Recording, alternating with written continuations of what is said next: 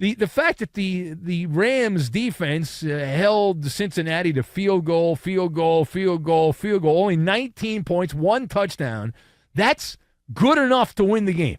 That's good enough to win the game, but the Rams failed to capitalize, and they really only scored 9 points themselves. They scored the late touchdown, but by that time the game was pretty much over with because of the clock and the fact you cannot get an onside kick in the modern NFL because, God forbid, you have a traditional onside kick. Somebody might end up in the injury tent, so you can't do that out of an abundance of caution. But I go back to Sean McVay. And Sean McVay, his decision-making in this particular game left a lot to be desired. Now, for reference, the Rams here, the offensive line, to begin the year, they actually played pretty well against Seattle, which was more about Seattle not showing up to play against the Rams in that first game. But they did not allow – I don't think Stafford was sacked in the first game against the Seahawks. And then last week against the Niners, they did a pretty good job. But it's about the point in the season where people start falling to the wayside. And there's injuries, and so the Rams are dealing with that. It started out as a patchwork offensive line, and now they're putting some real flotsam and jetsam out there, spare parts, castaways. And if things are fine with the offensive line, Matthew Stafford looks pretty good. But as soon as the offensive line starts popping a tire, then he turns into Bugs Bunny. He harebrained quarterback play there for Matthew Stafford. And what happens? I go back to the Darwinism point. You're supposed to adapt, right? You're supposed to make quick reads, get rid of the ball, treat it like a hot potato. You don't hold on to a hot potato. You get rid of it. Treat it like a live hand grenade. Treat the football like a live hand grenade and just get rid of the hand grenade. You don't want the hand grenade to blow up in your hand. So you get rid of it. And far too often in this game, there was just no sense of urgency. I didn't see that through most of the game. And Sean McVay, this was not a masterpiece of offensive wisdom in this game. You know what I need? I need aggression. I need the dog. Not the cat. I need the dog. Didn't get the dog. Didn't get the dog here. And that's a bad job by McVay. You're pretty much playing with house money. The fact that Burrow played turned things a little sideways. If Burrow hadn't played, the Rams would have won this game easily. But Burrow played. He didn't even play that well. But even though that was unexpected, they had the better playmaker. So you have to then press your luck.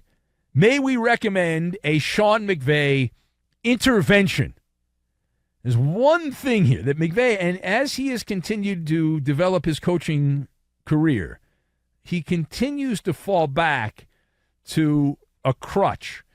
And it's the damn field goals, the dad-gum field goals, as a certain person would say, because you know what happened? You're in the red zone. They were terrible on third down. They converted 1 of 11 in this game. But on a couple of times early in the game, you get down there. There was one, they had the ball, Tutu touched out of bounds at the 3-yard line.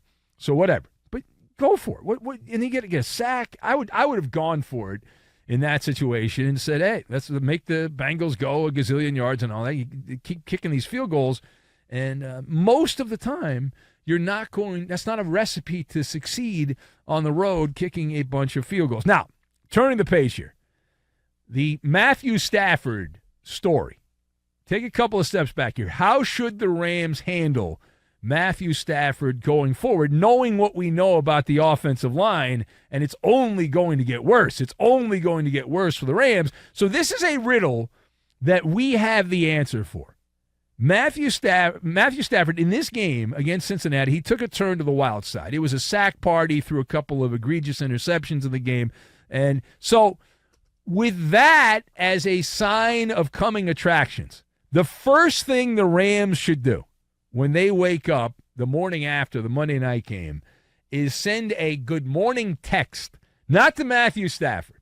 They should send a bunch of smiley emojis to Joe Douglas, the GM of the Jets. Hey, Joe, how would you like to have Matthew Stafford as your quarterback? I know you don't have a quarterback right now. Just put a feeler out there.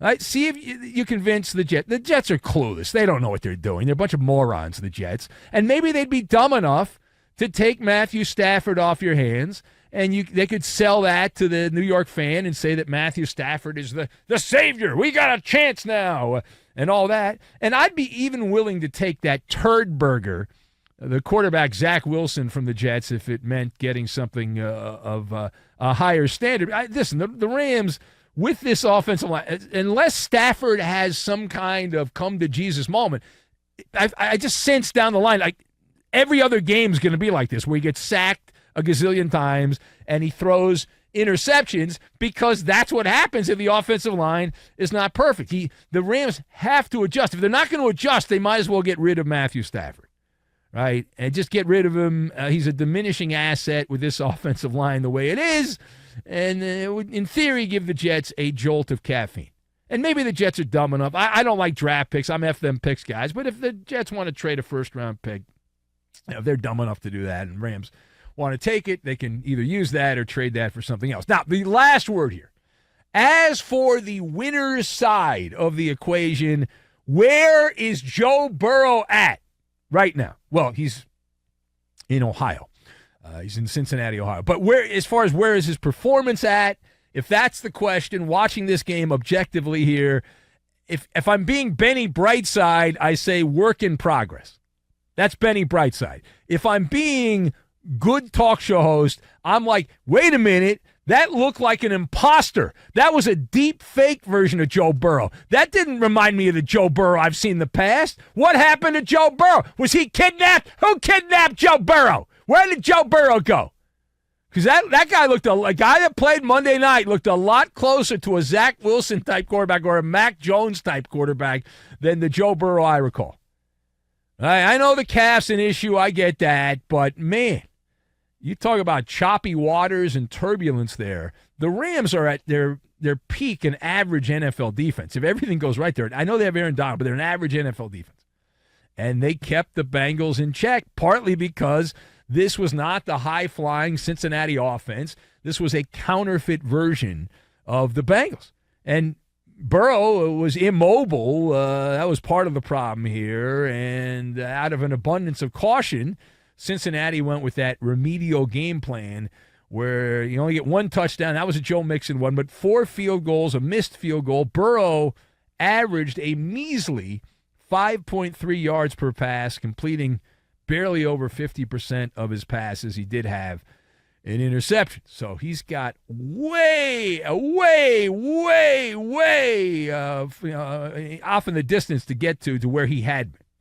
Like he's very low at this particular point.